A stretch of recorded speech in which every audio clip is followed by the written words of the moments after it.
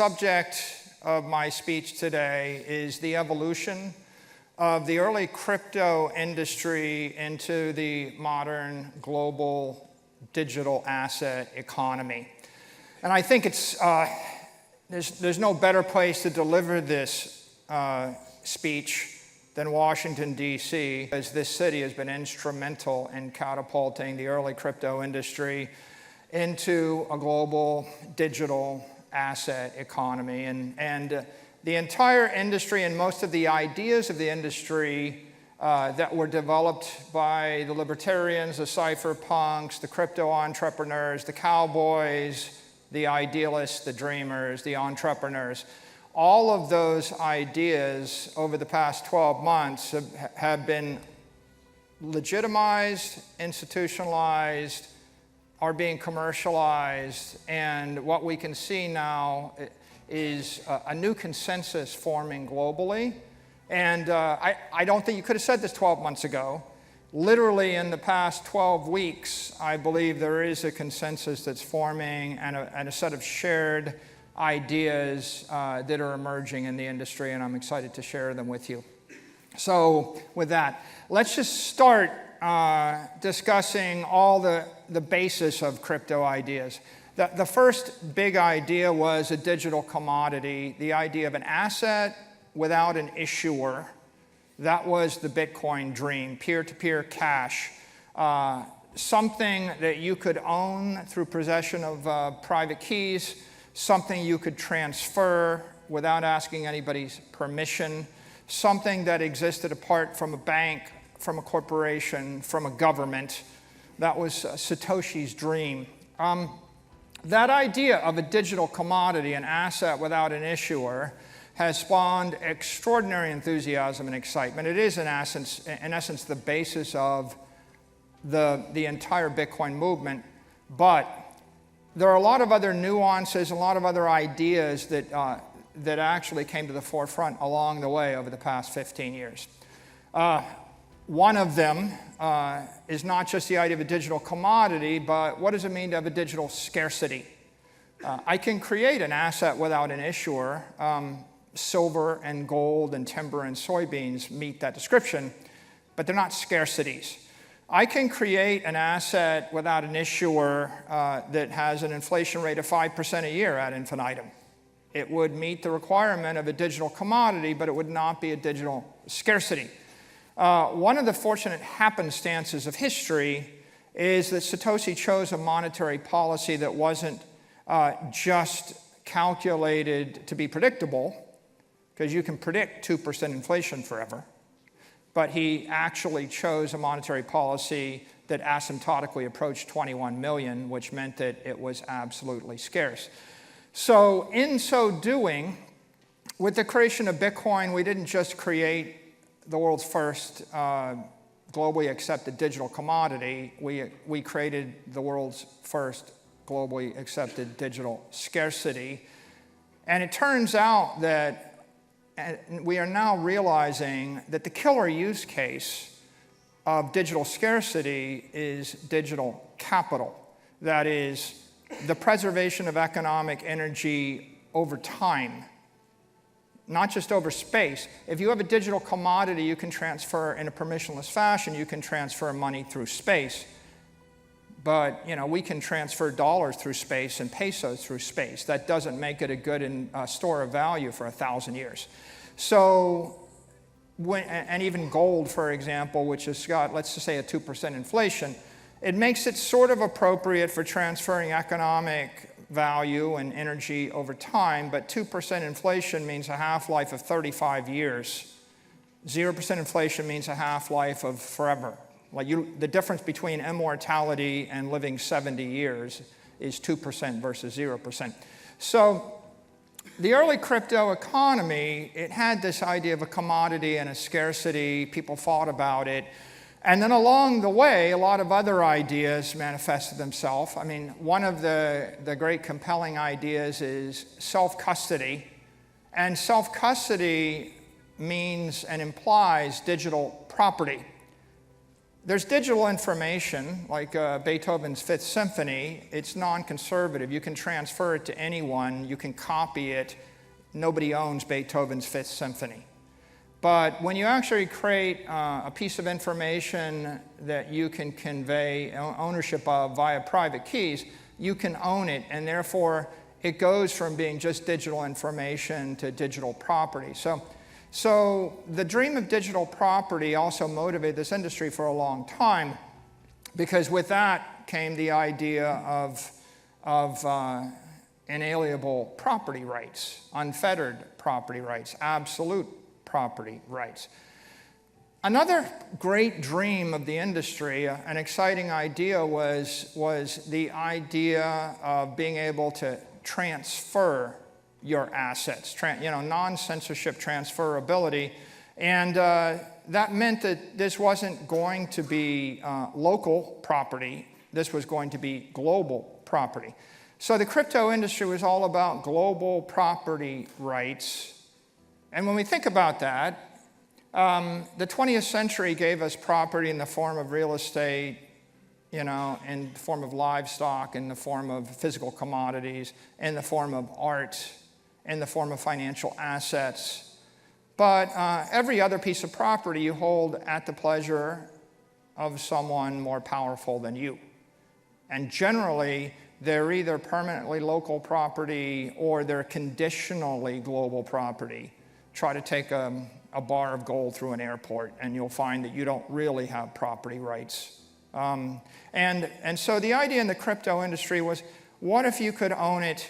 What if you could transfer it? What if no one could stop you? And then along the way, people struggle with this idea of medium of exchange. And one of the big things that came out of the crypto industry was stablecoins. How do you tokenize currencies? And of course, we saw that start slow, and then it got a little bit stronger. But what you had was small experiments with stable coins, and some of them were good, and some were bad, and some were ugly, and some crashed to zero, like UST or the Terra Luna complex. But the idea was there. Now, another interesting idea, and it's not a bad idea, the idea of being able to move currencies at the speed of light between billions and billions of smartphones. Not a bad idea. It's pretty obvious on the surface why you might want that. The other ideas that came out of the crypto industry were tokenizing brands and tokenizing real-world assets. And they experiment with them, with crypto kitties and all sorts of NFTs. And what did they have? The industry had a lot of wonderful, interesting, exciting ideas. The idea of tokenizing a brand is every celebrity on earth or every small business on earth could raise capital and could change their business model. You could tokenize memberships. You could tokenize fan clubs. You could tokenize just about anything. And the idea of tokenized currency is money at the speed of light 1 billion times a second between computers. And the idea of digital property was property rights to 8 billion people that can't be deprived of. And the idea of global was a network of the highest common denominator. The most profound idea is I buy Bitcoin in Arkansas, I bury my Bitcoin hardware wallet in the ground behind my house, I go to sleep for 30 years, and I wake up and I find that an entrepreneur in Beijing and Singapore and Abu Dhabi and London found, a dude that's Saylor, in Miami Beach comes up with a way to buy hundreds of billions of dollars of Bitcoin, drives the price to $10 million a coin, and I got rich without understanding what they did, without knowing anything about them. Maybe I get rich because someone in Russia, China, and the Middle East, and Nigeria did something that makes me rich.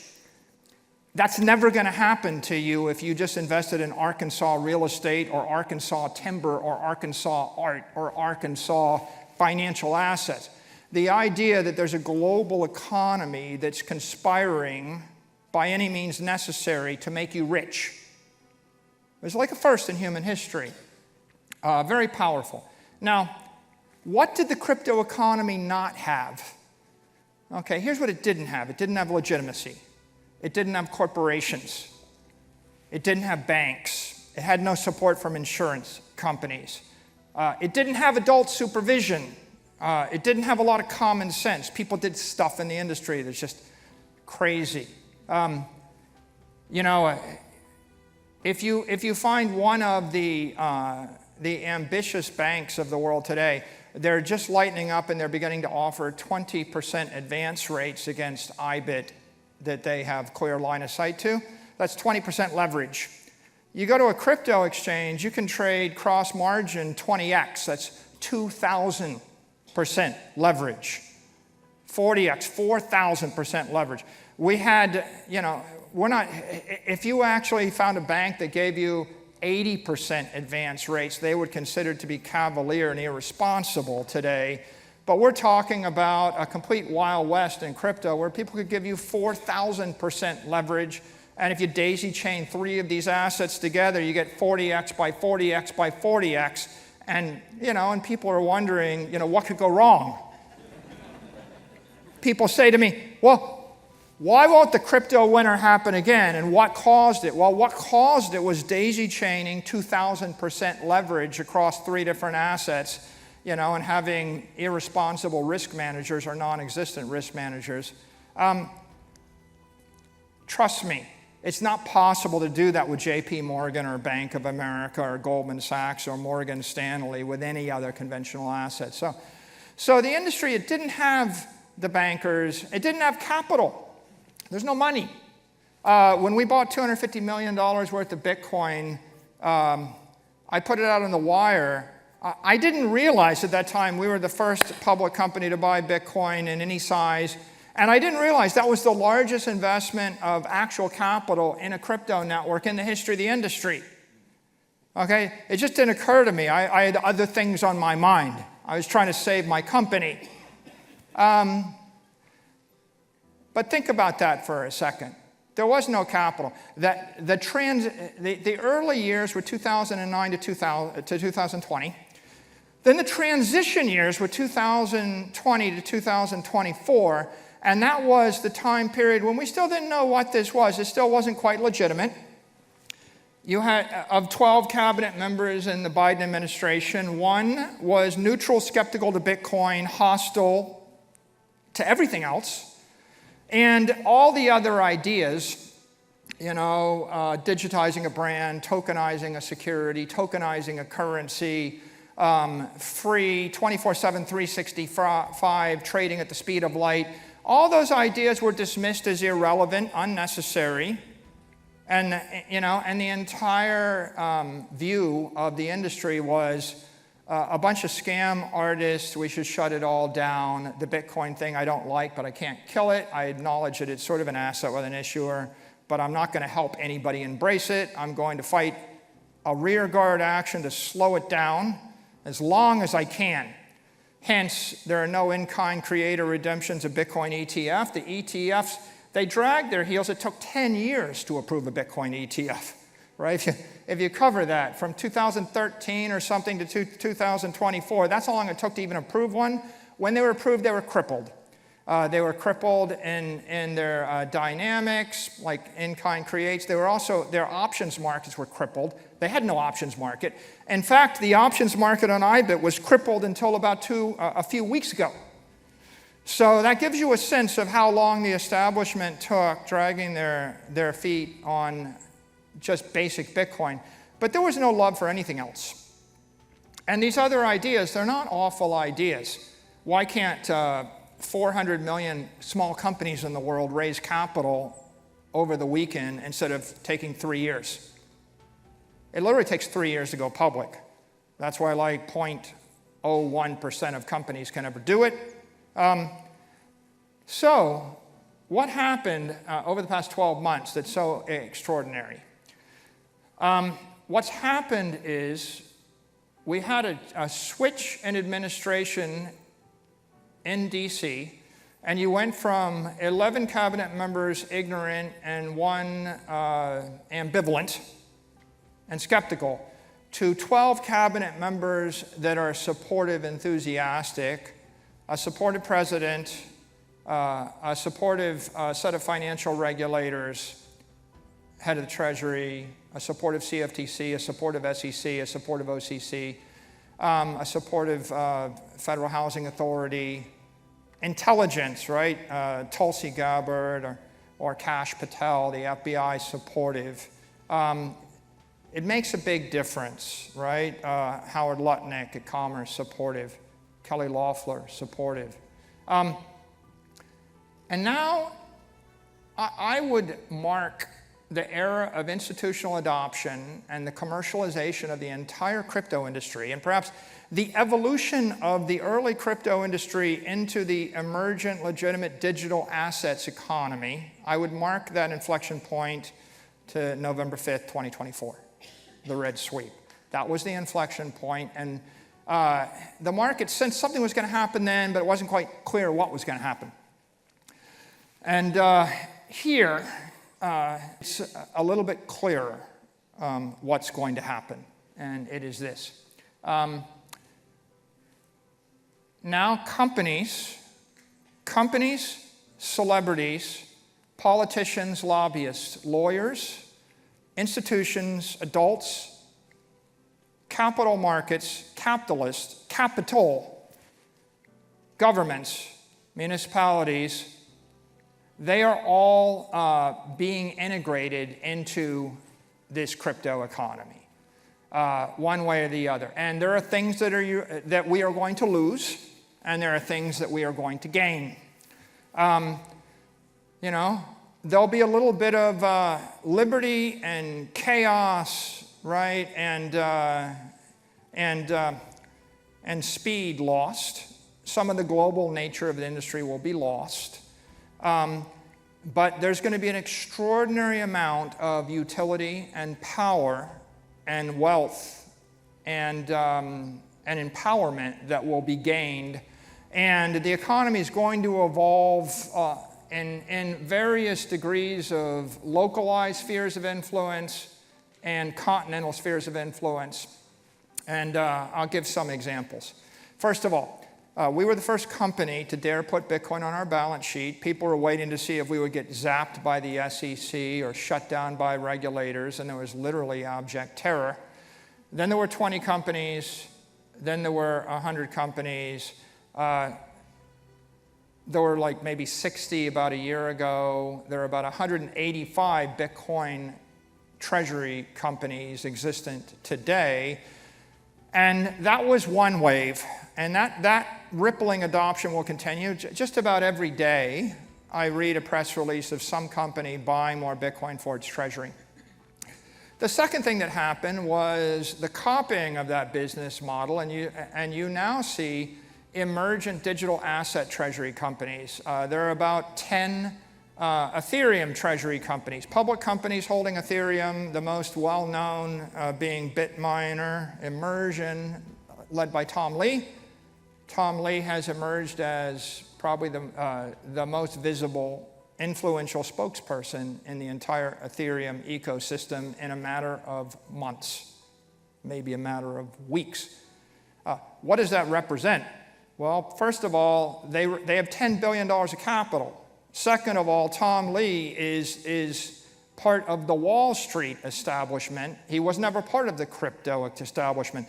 You saw Wall Street merges with the crypto economy, capital flows because it trusts Tom Lee. And then the next thing you know, you have Tom Lee having conversations with the early Ethereum entrepreneurs, with the Vitaliks of the world, or and the like. And what's interesting there is that entire movement becomes commercialized, institutionalized, legitimized, rationalized, becomes a bit older, a bit more credible. And there's 10 other companies that copy. And now what you see is a conversion of the crypto idea of foundations. It used to be, it was like Ethereum Foundation in Switzerland, or Solana Foundation in Switzerland, or Cardano Foundation, all these foundations in Switzerland, because they could not legitimately start a company. And now those foundations will become companies. Those companies will become public. Those public companies have corporate governance, have boards of directors, have civil and criminal liability for their action. They are onshore. They are answerable to traditional structures in Wall Street. And that is going to change the nature of everything that happens in that industry quite a bit. Following that, not long thereafter, you see the explosion of Solana treasury companies. And now there's about half dozen of them, including Forward, that just raised about $1.5 billion of capital, led by Kyle Samani. And there's not one, again, there's 6, and they'll be competing with each other for capital. And then if you look at the interviews, and if you look at the industry, what is the killer use case of these networks? What is the killer use case of Bitcoin? Well, this is probably the most important thing I'm going to say right now, which is the world, the entire digital assets economy is evolving, and I think there's a global consensus building that Bitcoin is digital capital. The right technology base for digital capital is proof of work. It is secured by physics, by energy. And if you want to create a scarcity, if you want to create a global commodities of scarcity that can be used as a capital base, you're going to want to use physics to secure it. It's the most robust, most powerful, hardest to tamper with, least fragile way to establish a digital asset in the world. There's maybe a dozen, well-known cryptos that use proof of work. There's one that is 100 times more successful than everything else. That one is Bitcoin. Bitcoin has emerged as the digital capital base of the entire crypto economy. It's emerging as the digital capital base of the world. What's the killer application for a Bitcoin treasury company? It's to issue digital credit, right? Instead of issuing credit on gold, which is how the world ran for 300 years, now we're going to issue credit on digital capital. Digital credit on digital capital. That's one branch of this industry. How big is it? Hundreds of trillions of dollars big. Very big. What does it compete with? Real estate, art, gold, private equity, public equity, bonds held as a store of value. All wealth, right? That is a branch, and that is going to grow. So people say, well, what's going on with Ethereum and Solana and the rest of these crypto assets? And there, what you see now, and you hear it in the words of Paul Atkins, he says, I look forward to a world where we tokenize securities on chain. Okay, what's happened is there's an emerging consensus that, in fact, the proper way to tokenize a security or a real-world asset is on a chain, a smart chain, and there are 3 that are well-known today. There's BNB, Binance Smart Chain. Binance has 270 million customers. There's Solana, and there's Ethereum. Now, there are other chains that are emerging, right? If you talk to the people at Solana, they'll say we're faster and better than Ethereum. And if you talk to the people at BNB, they'll say, well, we do more than Solana does. And then there'll be all the crypto entrepreneurs, Sui, and they'll say, well, we're better than Solana. We're the next generation. So how are you going to tokenize a security? And by that I mean a share of Apple stock, or a share, or tokenize a currency like the US dollar, or the peso, or the euro. How are you going to tokenize a brand? And here I'm talking, Joe Rogan coin or Katy Perry token. We call them meme coins in the crypto era. Trump coin, meme coin, such and such coin. It has no functionality. Well, let me tell you why it had no functionality. It had no functionality because it had no legitimate corporate or celebrity backers behind it, because there was a hostile regulatory attack on the entire idea. There's nothing constructive. Now think about this for a second. What happens when you have legitimate companies, McDonald's, Coca-Cola, legitimate celebrities, Katy Perry, Joe Rogan, with legitimate products issuing a digital token? Well, at that point it becomes a digital product. A digital product, like I've tokenized my country club membership. I've tokenized my fan club membership. Well, what am I going to get? I just get Katy Perry token? No, I get front row seats to every Katy Perry token for every Katy Perry concert for life. Huh? Yeah, I get front row tickets for life. Okay, well, that sounds like an asset. Yeah, it's like a membership. You've tokenized a membership. Well, how many people want to tokenize a membership? Like everybody? Everybody. Like, right? The Bitcoin community has been very focused upon pure perfect money, and that's fine. But there's 40 million small businesses in the United States, and their issue is, how do I raise money? I'm the dude that does the chess podcast, or I'm the up-and-coming, celebrity, or I'm a restaurant. There's a lot of tokenized or membership restaurant clubs. I sell you a membership to the restaurant. What do I get? Reservations. Good ones. Right? There's a lot, tickets, tokenize the ticket. There's a lot of, and what are those? They're digital products and digital services. You can't, why are they crappy 10 years ago? Because no big company is going to tokenize anything good. How about season tickets to the Commanders games? I'm not going to tokenize them if I'm going to get sued by the SEC, right? If I'm a famous actor, Blackpink, or a famous singer, Blackpink, or pick your favorite, musician du jour. They're not going to do it when they're getting sued all the time without that clarity. What's happening right now is, as soon as the SEC says, but the consensus is, hey, these are not securities. That doesn't mean they're as good a commodity as Bitcoin. There are various degrees of decentralization. And I think that some of these look more like federations, or they look less decentralized. And some of them look like assets with issuers. But you can have an asset with an issuer that doesn't make you a security. Just because you have a country club membership, and you can play golf, the fact that you make it transferable doesn't necessarily make you a security, right? So what we've got is this emergent idea that maybe we want to tokenize securities, bonds and stocks. Maybe we want to tokenize real-world assets, a bar of gold, a bar of silver. Maybe we want to tokenize brands, every celebrity in the world. Maybe we want to tokenize products and services and memberships and clubs. Maybe we want to introduce entirely new business models. You buy this token, and then you'll get this privilege in cyberspace or in the real world, et cetera, right? There's an evolving market dynamic there.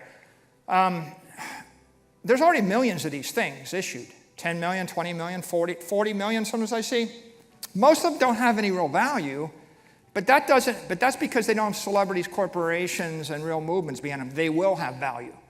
And as they do have value, you're going to see an explosion in tokenized brands, tens of millions or more, an explosion of tokenized securities. Why wouldn't you want, for example, why wouldn't you want to be able to take personal custody of your Apple shares on your Android phone in India on Saturday? Okay, now this is interesting. We've given some property rights to Indians. We've given them the ability to move their Apple shares on Saturday afternoon. We've freed them from the tyranny of TradFi. The 20th century economy, which is, every mega bank, if you see an organization or a company that's got a building that's 20 stories high or 100 stories high, that's part of the traditional finance economy. The traditional economy developed a certain way, and it's very expensive, and it's very inefficient. And now we're seeing the 21st century economy. And the way this looks like it's going to emerge is tokenized securities and currencies and brands and products are going to circulate on smart contract networks secured by proof of stake, networks secured by finance. Capital is going to circulate on a network like Bitcoin secured by proof of work, by physics. The killer application of the tokenized economy is going to be new products, new services, capital raising, innovation, efficiency, moving money at the speed of light, maybe moving anything at the speed of light, computer to computer. The killer app of digital capital is going to be credit. How many people get 5% interest from their bank account right now? Okay, a bank account, how many people have a bank account? Okay. What you own is bank credit, right? A bank account is bank credit. Okay, bank credit pays minus 50 basis points in Switzerland, 50 basis points in Japan, 200 basis points or less in Europe, 400 basis points right now in the US. It's taxable, at least in the US it is. Our company created a product, Stride, STRD. It pays 12.7 or 12.6% interest. It's a return of capital. It's 12.6% tax deferred. You have $1 million of capital in the bank in the US, you're getting about $30,000 a year after tax. $1 million of capital in Stride is $126,000 a year. Okay? $126,000 a year is a comfortable retirement. $30,000 a year is scraping through. $15,000 in Europe is destitution, you know. $5,000, $2,000 in Japan is a joke. Okay? The credit system in the world is broken, right? It is broken. And so it can be fixed. How do you fix it? You issue credit instruments on top of digital capital that will outperform the S&P, at least perform the S&P. In the first year, by the way, I spent 30 years of my life in business. In 2020, I had pretty much given up. I had invented one thing worth $1 billion. I had $1 billion idea. It was MicroStrategy business intelligence software. And then after I invented that idea, I spent like 20 years trying to come up with the second $1 billion idea. I tried alarm.com and angel.com and wisdom.com and emin.com and alert.com. I traveled the world. I circled the world 6 times selling usher.com.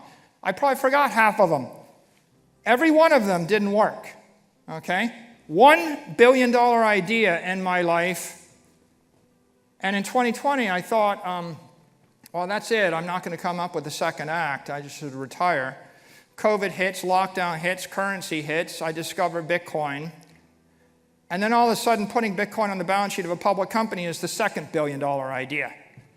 And then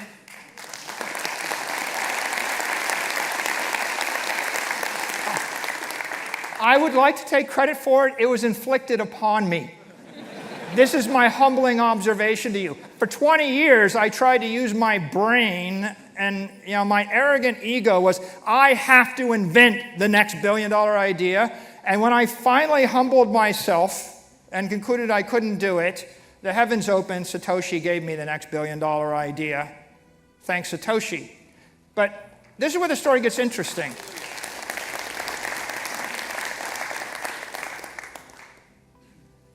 Then we discover convertible bonds, and that's the third $1 billion idea.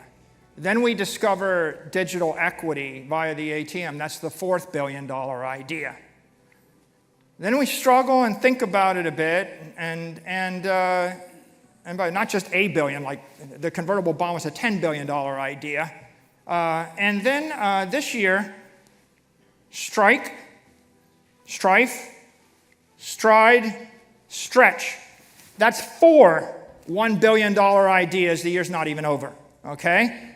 And so, and by the way, it was 30 years, thousands of people, hundreds of thousands of person years circling the world over and over again, working 3,000 hours a year, couldn't find the second $1 billion idea. And then this year, you accept this idea, digital capital. You accept this idea, digital intelligence, AI. I sat on my little laptop, and in 4 hours, that's the fourth $1 billion idea. That's the fifth. 2 months go by. This is the fifth $1 billion idea. 2 months go by. This is the sixth $1 billion idea. Go off to Europe, try to do something, run into some legal thing. Here's the seventh $1 billion idea. And there's a point to the story. And the point is, the people that are changing the world, they're not doing it by working harder. They're not doing it with good intent. They're doing it with technology. right? And the extraordinary technologies of today, digital intelligence, use it or you'll be slow and stupid. Embrace it, you'll be smart and fast.